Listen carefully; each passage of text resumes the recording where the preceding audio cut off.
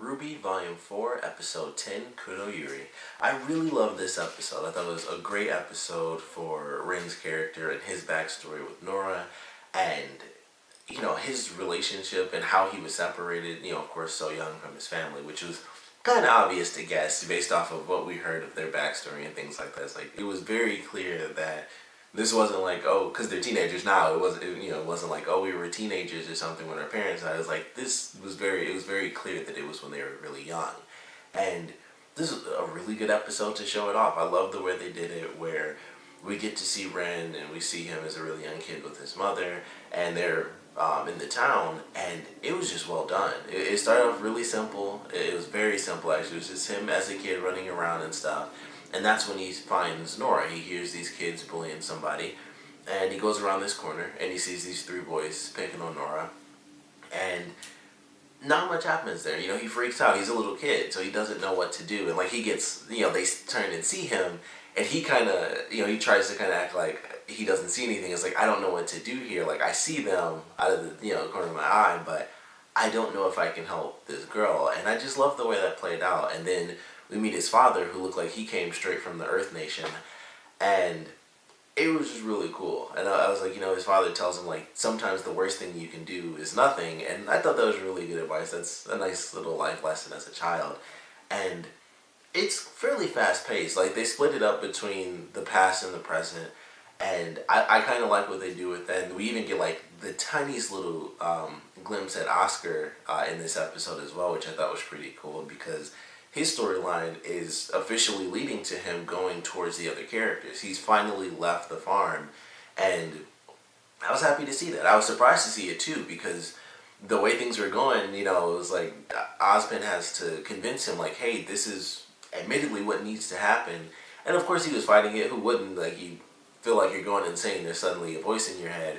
But I guess, kind of their souls are starting to blend together a bit more, and Oscar's starting to feel it, this. It is crazy, but it feels right. And so as they go through, he gets to the train station and stuff. And I can't think of the guy's name, but he's basically, he's the brute guy that's working for Salem. And it was very interesting that Ozpin knew he was there beforehand, so it made me curious as to how everything worked out, because he's like, keep your guard up. And Oscar's like, basically, what are you talking about? And then, first off, why was he even at that train station? So there's clearly something going on there where they have some leads or something. Maybe they know that there's a new maiden in the area. They, of course, just don't know that it's Oscar.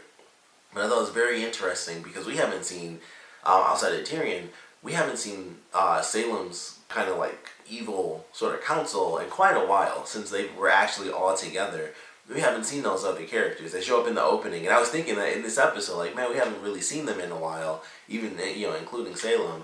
And he just randomly shows up in this episode, and it's just he smashes the thing, which just obviously wouldn't work. He shoots out one ticket, and then he just keeps on going. I'm like, why is he in this area? Which we don't really know exactly where this area is either. It's just farmland, and then, we see the little outdoor train station. So we still don't really know what is and is not close to Oscar's location, but very interesting little snippet as to where he's headed as far as his story. So I was excited for that. And then, like I said, the rest of the story, the way they split it between the past and the present, where we have, of course, the young Ren and the young Nora, and then we also have the present, where we have Ruby and Jaune, and of course they're still carrying Crow around, and it's they kind of talk about why Ren didn't want to go to the city, and, Ruby talking about how, she feels that it's her fault because, of course, the rest of the team didn't know about Tyrion and all this other extra stuff. And he tells her, hey, you've lost a lot of stuff too. We've all lost something, but you keep fighting because, in a sense, you've lost more than any of us have. And I like that. And, he's like, really, you gave us the courage to, follow behind you. And I thought that was really good. And I like the way they used their story to kind of jump back into the past by using, of course, imagery and things like that. So I thought it was very well done. And then we get to the, basically the most important piece of the puzzle as far as Ren and Nora's backstory, and it's how they end up together alone. And this crazy thing, I mean, when I first saw it, the first thing I thought of was that's one of the four horsemen of the apocalypse. That was the first thing I thought of. And in the comments, I forgot what this thing was. I don't even remember how this. It was something like a nuclei or nucleav, something like that. It's some Norse mythology thing I had never heard of before, but that seems to be what it is, and it looks freaking awesome. I can't wait to get an actual visual representation of it. And that was in the past, which is what I loved about it, because they showed it really small, but in the last episode, or the last main episode, we saw the hoof and it was huge. And it's, of course, we all know that the Grimm get really, really big as time goes on. The more they feed, basically, or the more anger and stuff that there is in the world, the bigger they grow. So I thought it was very interesting that we actually got to see this really small version, because we're about to get the giant version, I would assume, in the very next episode. And I thought it was great. I was like, man, this thing is very intense. It's all silhouette except for the one part where we see the hooves and stuff, and that's just the legs, and that's really it. But I thought it was so cool. It was just like silhouette and just red eyes for, I don't know if it's two separate creatures or if it's just one name for the two creatures, if they're like mixed together, but I assume it's an actual rider and a horse. But it looked really cool. It was just red eyes and a silhouette. So I'm excited to see the modern day version of this, where it's really huge and even deadlier. So that should be pretty exciting. And then, of course, we get to see what Ren's semblance is, and I love that. I thought it's always great to see someone's semblance, because that's like the big mystery for most of the characters, is like, what's their actual semblance?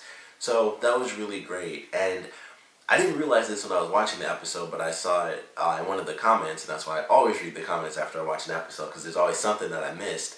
And someone mentioned that his semblance is just like what they wanted to do, because I was thinking, like, man, there's got to, every episode, every time we get a World of Remnant episode, there's a reference to that episode in the next main series episode. And I was wondering where it was going to be at, and I was like, I didn't really notice it going through the episode. And someone mentioned it was in his semblance where, like they mentioned for the Great War, what I believe it was Mantle and Atlas wanted to do, or Mantle and the other, I keep mixing up my names, because Mantle is Atlas, I believe. Probably wrong. But the point is, what they wanted to do to protect themselves from the Grimm was erase color. They wanted to get rid of color, and they wanted to erase emotions as well. And that's what Ren's semblance is. And I thought, that's really cool, because like I said, I completely missed that. I forgot that they even said that in the last episode. And when I read that comment, I was like, that's really cool. That's how they have their reference to the World of Remnant, which they do every episode. There's a reference, and this was the most subtle for sure, where it's like that one line in dialogue where it's like, yeah, they wanted to get rid of all forms of expression and emotion and color and art in order to protect themselves from the Grimm. Excuse me. And we see a physical manifestation of that in Ren's semblance in this episode, where he literally, he turns, I think sepia is the actual term for that color, and he becomes sepia, and it calms his emotions as well. And I think that's also what allowed him to go to Nora, because he's crying and he's freaking out, and once his semblance activates, that's when he's much calmer, and that what allows him to go over to Nora. And then he activates the semblance again after she hugs him, and it hides them both. So I thought that was great. And also, I love that scene, because they play the song Boop, and it's obviously a slower instrumental version, but I love that. That was great. And he gives her the little wooden hammer that the blacksmith guy showed in the beginning. He was like, what can I buy with this? And he was like, a weapon. He was like, you can get just enough for your size or something. He pulls up like a little wooden sword and a little wooden hammer. So I was like, that's awesome. And he gave her the little wooden hammer. And, even when she was a little kid, her shirt had the little heart on it. So I thought that was kind of funny. But I love that. I thought it was a great ending. And then we get the actual end of the episode was kind of sad, but it was also really cool, because they're going up the mountain and stuff. And he's like, we never have the easy path, do we? And he asks if Nora's okay. And she's like, I got you here, don't I? And I thought that was a great line. And it looked like he was tearing up a little. And they get to this cave, and this random flag, hits him in the face, and it's a funny little sequence. And he realizes that it's from the village that they were in, like, episodes ago. I think it was the second episode of this volume. And he runs in, because he's like, why would this flag be here if that was, days and days away? And then it was, like, kind of a sad sequence, because he goes in, and there's all these weapons, there's all, like, this blood, it's the black blood and stuff. and he sees this arrow, and it's his dad's arrow, and I was like, that's super sad. Like, it takes people, I guess it takes like the strongest people or something, and it challenges them, I guess, or it just takes them and eats them. I don't really know the mythology behind this creature, but it was clear it took a lot of people from whatever village it attacks. It takes people, maybe, you know, the people that fight back, and then it brings them there. And it even had, you know, the actual arrow in it. Like, only a piece of that arrow was broken off, and it was from the actual tip.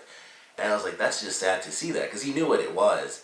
And then, you know, they go outside and stuff, and, you know, they see the print, and they go outside, and he just freaks out. It's like, this is the thing that killed my parents. And the scene where his parents die, especially his mom, because I thought it was going to be sort of a normal thing where they were running and it just didn't work.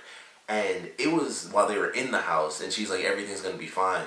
And she just gets crushed, and he gets knocked out, and he just wakes up in his dad's arms. And I was like, that's really sad. Like, it was just, boom, it's done. And then his dad gives him the blade, which I assume is the influence for his actual weapons, like the actual bladed parts of his guns.